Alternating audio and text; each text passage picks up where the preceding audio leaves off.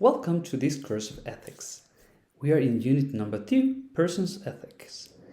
Now, in this space, we're going to talk about moral conscience. What do you think that moral conscience is?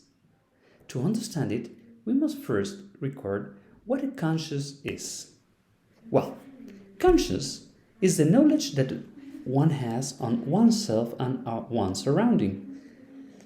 Therefore, conscience is the idea on how I behave by myself, how do I know or what do I know about myself, but also what do I know about my context, about others, about working with others, about teamwork, about what the world is happening. And that's why, for example, in a course in ethics, we also learn about environmental ethics or world habits or ethics in medical situations, and not only on our lives and that's it. That's why conscience is so important. But if we need to understand a little bit more, we need to understand that there are 6 kinds of conscience: individual, social, emotional, temporal, psychological, and moral. Individual is the kind of conscience that I have by myself and where I understand what am I, who am I, and why I am here in this world and the people that surrounds me.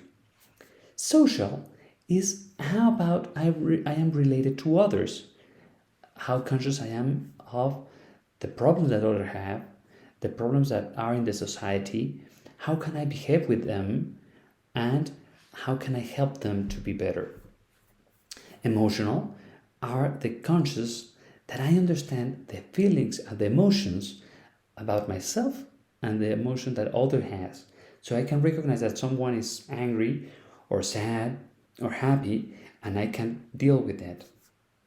The temporal conscious is about the time. For example, I don't need to know exactly if now are the 10 o'clock or 5 o'clock, but how long does this video have taken me from the beginning up to now, for example? How long should this video last long? Psychological is the conscious that I have on how I am in my whole. Not only emotional, individual, but how am I behaving? How am I acting? And moral is how good or bad am I? That's why we need to understand the moral conscious as the judgment that I do by myself and the quality of what I have to do, what I'm intending to do, or what I'm doing right now. It has an imperative character. What is this? Is that no one can act against oneself because my conscience is my witness, is my judge, and my executioner. My witness because I see what I do. My judge because I myself judge my action. And my executioner because I myself put myself into a deal or into a pain or into a feeling of guilty, for example, or happiness because I do the right thing. This moral conscience can be antecedent or consequent. What's the difference? Antecedent is because I do it previous of my actions or my thoughts. I think, well, what can this act or what can these words can do to the others? And the consequent are those actions that I feel after realizing the action. So what kind of conscience do you have more? I hope that you have more antecedent than consequent, but I don't know.